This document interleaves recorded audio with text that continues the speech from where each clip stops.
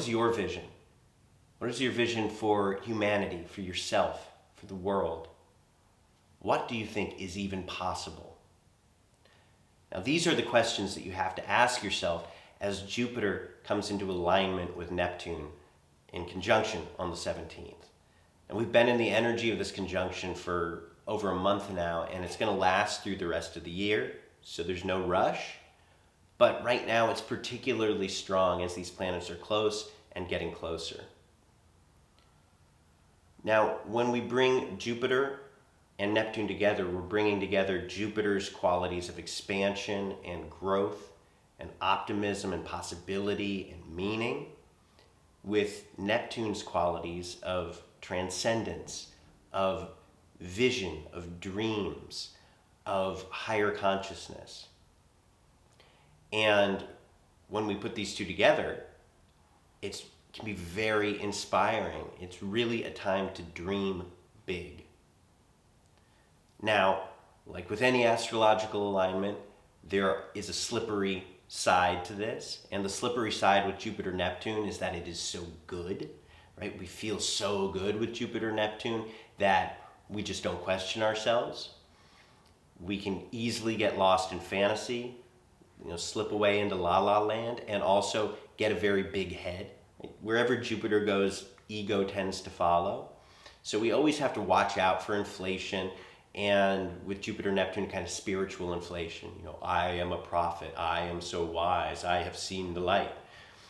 So bearing in mind that we are human and that we're fallible and that we have this tendency to always appropriate experience to our ego's, self-inflating demands, we can also realize that there is a part of us that is more than human, that we can be both things at once, that we truly can access higher awareness and perceive more of life in a wider sense and more of what is actually there. So, with Jupiter-Neptune, think about what your dream is. Now, a friend of mine who is a vice principal at a school recently went into one of the classrooms and saw this kind of visioning project that the kids did, where they were all envisioning a future that was something like, a future with no racism or no sexism or no violence. And she thought, okay, that's great, but what is that world going to look like? Right? It's so easy for us to think about what we want in negative terms. I don't want to hurt anymore. I don't want to be poor anymore. I don't want you to do this to me anymore. But it's a lot more constructive, ultimately. It really actually brings the energy of what we want to make when we can fully envision and feel what it will look like when we get there. And this is what we have to do with Jupiter and Neptune. Jupiter thinks in the positive, right? So yeah, we've got to guard against fantasy and all of that, but we don't have to guard too hard. As long as we are doing inner work, as long as we are able to look at ourselves and able to see when we mess up and able to kind of laugh and go, oh, all right, look at what I just did. I'm still human, I guess. As long as we're able to do that, then we are able to truly, powerfully envision something positive. So think about Jupiter and Neptune as like a monsoon rain. This alignment does not last very long, certainly not in comparison to the more, hard-hitting transits like Uranus and Saturn square that we're in, which is about 3 years long, or the Uranus-Pluto conjunction that we recently experienced during the lockdown and before, or the Uranus-Pluto square of the last decade.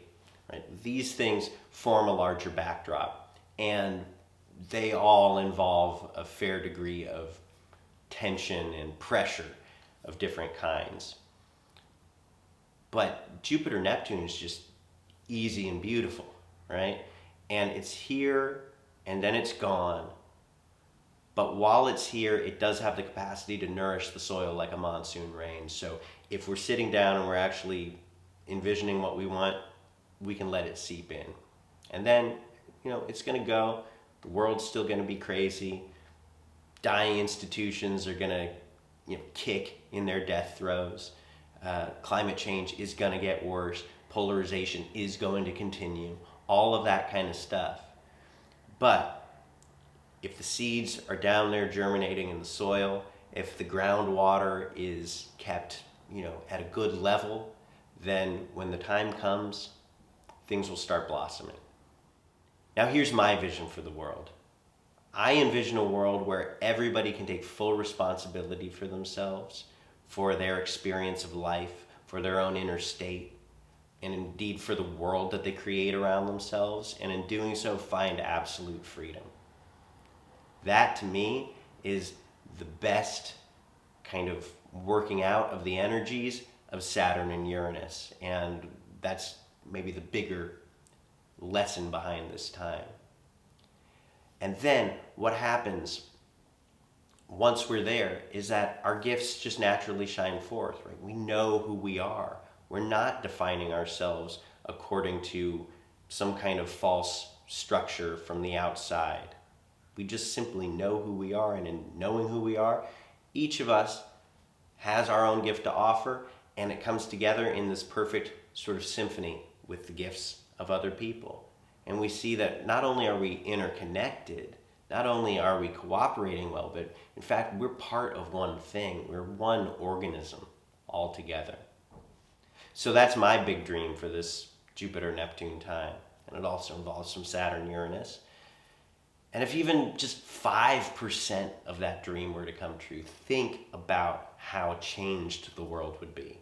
If 10% or 20%, who knows? Right? That would be enough to heal humanity, to heal the planet. So things take time. Visioning is important. Not getting stuck in the negativity or the lockdown sense that reality is a certain way, as Saturn so often makes us want to do, is important. So do the work. Do the inner work. Keep yourself grounded. Don't get a big head. Open the channels. Have the vision. And let me know what comes to you. Now, before I go, I just want to say that I offer a form of spiritual coaching for people who are on a path of awakening. And when I say awakening, I mean if you've had an experience or a set of experiences that have just blown the doors off the sucker. Or maybe if you feel called to something but you don't know quite what it is.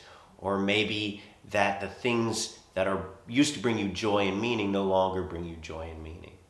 Or maybe it's just full-on breakdown crisis. But however it's coming, it can be very helpful and even necessary to have the guidance of somebody else who is on a similar path and maybe a few steps down from you. So in the work that I offer that guidance. And in 6 sessions, I offer you some very specific and helpful tools and methods to work with your awakening process. So first of all, we use the birth chart and your transits to draw up a map for the process of awakening and its integration. And everybody knows that a journey goes a lot better when you have a good map.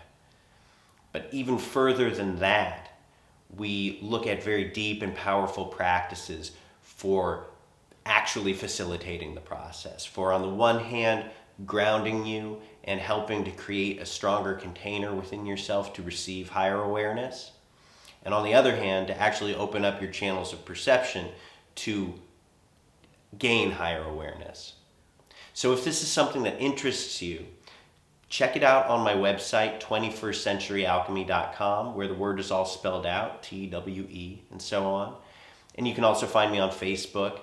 And if you've got any questions, just email me. My email is alex@21stcenturyalchemy.com, and you can also, of course, write them here in the chat box. So I look forward to hearing from you and hope to talk to you soon. Thank you.